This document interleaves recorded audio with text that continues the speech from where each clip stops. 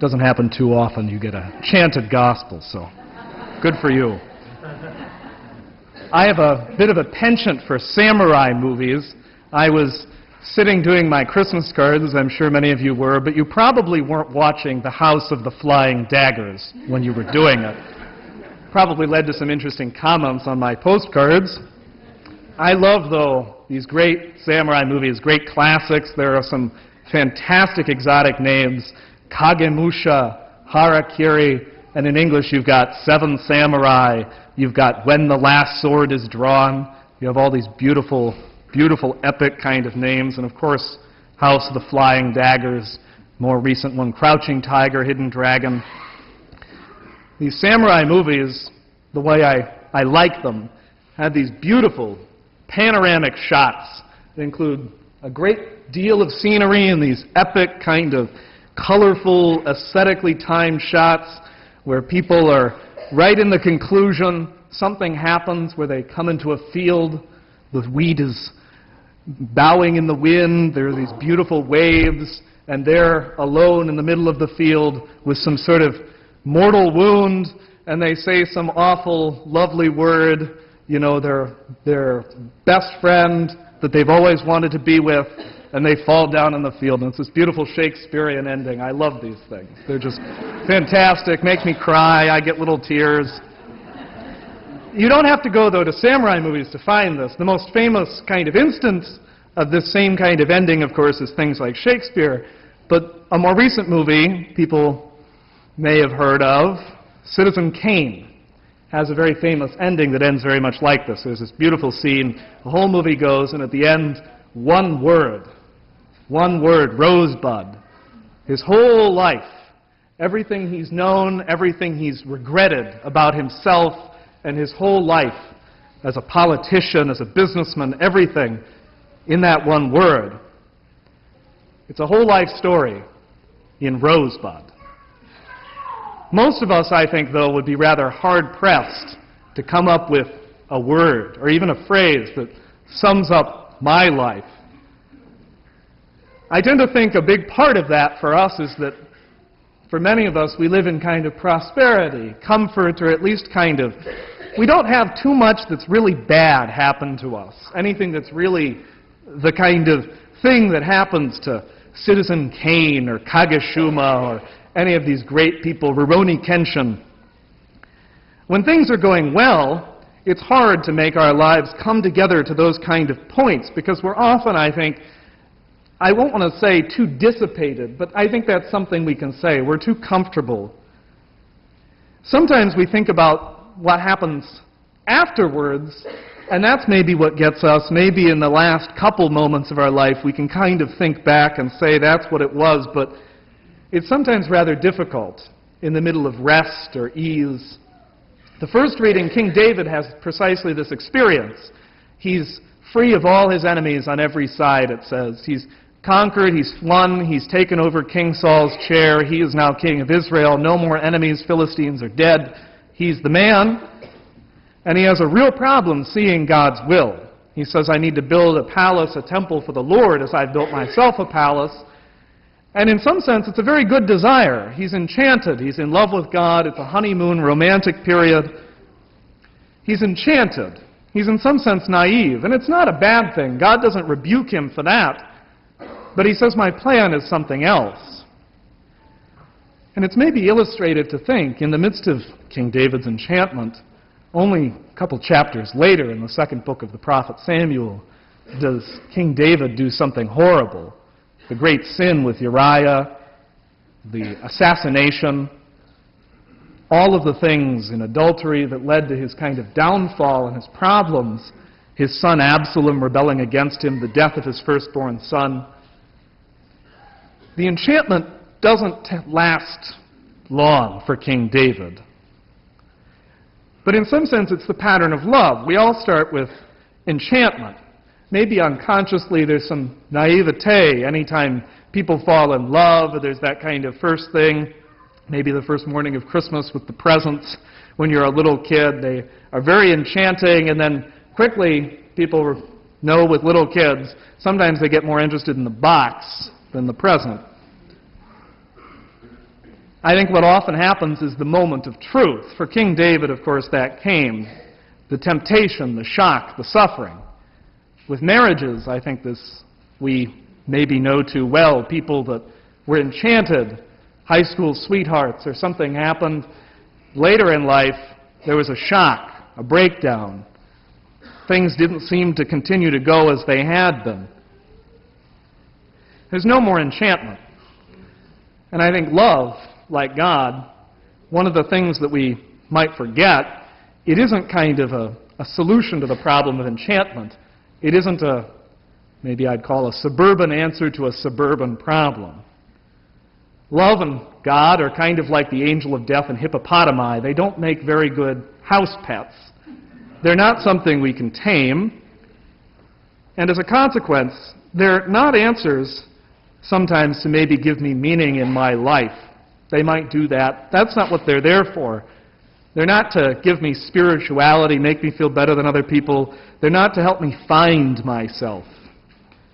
They're answers to what happened when my best friend dies, to when life isn't worth living anymore, to when people are dying around me in the middle of a war, to when I've done something so horrible to something I love and it's irreparably damaged everything about my life and I can't take it anymore and I don't know how to live with myself. That's when God and love come into the picture. These kind of things like heaven, hell, death, and judgment. I know it's Advent, but these things have a real way of focusing our attention on what's really important and letting everything else drop away. The moment of truth. It often leads to a moment of decision, shock, where the answer is really yes or no and there's no middle ground. There's one moment. I had a good friend whose name is Tony. Tony and his wife Melanie recently had their first daughter. She's about 10 months old now, so when I say recently, 10 months ago. They had their first daughter, and they were ecstatic, as anybody should be. Facebook pictures, selfies, Christmas cards. They focused on their daughter with a lot of joy. And it was all kind of put to a stop when Adeline had a heart attack. She had a hole in her heart that they needed radical open heart surgery for this little 11-month-old child.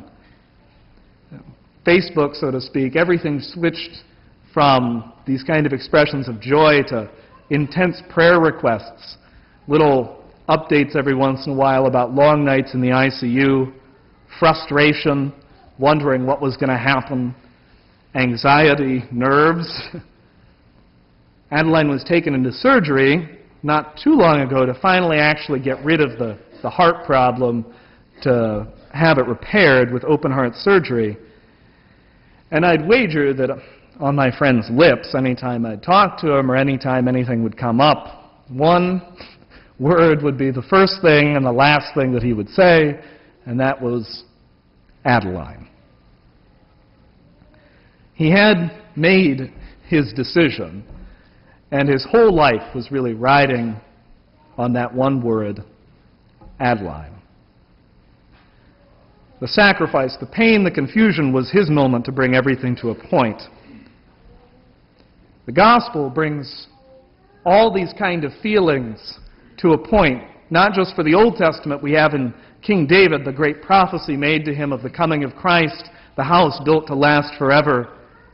But it brings all of those pain, suffering, confusion, everything that happened throughout all of human history is brought to that one point in a rather insignificant little town in Galilee in Israel to a peasant girl. And the fate of all of our pain, our suffering, our disappointment, confusion, not being able to live with ourselves, rides on that one little word. Mary's first reaction to the angel greeting her is not maybe what we would think in the face of pain, suffering, and fear and all of these kind of emotions that I'm sure infected her own life. There's no enchantment. There's neither elation nor exactly fear, as happens a lot in the Old Testament when angels come. Mary has something like anxiety, confusion. The words of the angel greatly troubled her, it says. How did her life fit into God's plan? What did this praise mean? It didn't make any sense to her. Her virginity, I do not know man, how she'll be pregnant, what was going to happen with her relationship with other people. Her answer, though, brought her whole life and the life of everybody on the planet, of all history before and after her, to a single little point. Balanced heaven, hell, death, judgment, life. Let it be done to me according to your word. She points herself back to God. What happens afterwards, after that moment of decision, I think is, for us, maybe something I don't want to exactly say take for granted or take advantage of, but it's what happens, I think, very often in a lot of love relationships, when that kind of decision is made and we live with it. When the person finally sacrifices for that person they love, when they live with that decision, when they love their child despite everything that's happened, they're making sacrifices for them day in and day out, they come to realize that it wasn't I who put love on the leash, so to speak. It wasn't me that sought that person out or did it. Love had me on the leash the whole time. Adeline was a gift. My life was a gift. What happened to me, this person coming into my life, was a gift. I remember my parents talking about the first time they met is like 5 years old on the playground. My dad tore his pants and my grandmother sewed it up. My mom's mother. Those kind of things don't start to shine out more. The gratitude, the realizing that I haven't earned anything that's happened in this relationship. The determination, maybe, of an eternal plan, of an omniscient God, of that love that moves the stars. And in those kind of moments, those little words, they're less my decision and more the glimpse, the glimmer of something that leaps out into eternity when we say that little word, Adeline. Fiat. The Son of God came to Mary's womb, to that temple not built by our achievement, anything we did. That fiat, let it be done to me, was a gift. Looking back, he didn't come, and Mary says later, to fix our problems, our little things, but to save our souls from death. Radical, immediate, heaven, hell, death, and judgment sorts of things. She looks back and sees it's all grace. He came not merely to kind of save us, but to introduce maybe a new twist to the story. That little word that gleamed out with maybe the plan of an eternal God is, so to speak, put in our court. It comes to me in the silence of my hearts in those little places. Maybe I'm in the midst of Christmas Eve dinner or anything else that's going on, hustle and bustle, roast beast, and God knows what else. And there's a little glimmer maybe of eternity that sometimes I turn away from, or I forget. In the midst of all that, God's story intersects with ours. The word he speaks to us is a gift.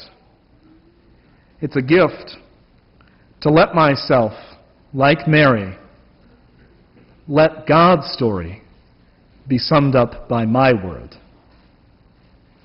To let God's incarnation speak to me and have myself, in that little moment of silence, heaven, hell, death, judgment, a radical choice, the place of my whole life, hanging in one word, not merely to sum up my pain, confusion, but in some small way to be the answer, the word, the decision for what happened when the Son of God becomes man. What happened to God's story in loving me, in sacrificing himself for me. That little moment, the little glimmer of eternity, this Christmas, what word will I speak? Not merely to sum up my own life, but to sum up and answer and be the word that sums up what God's story for my life is.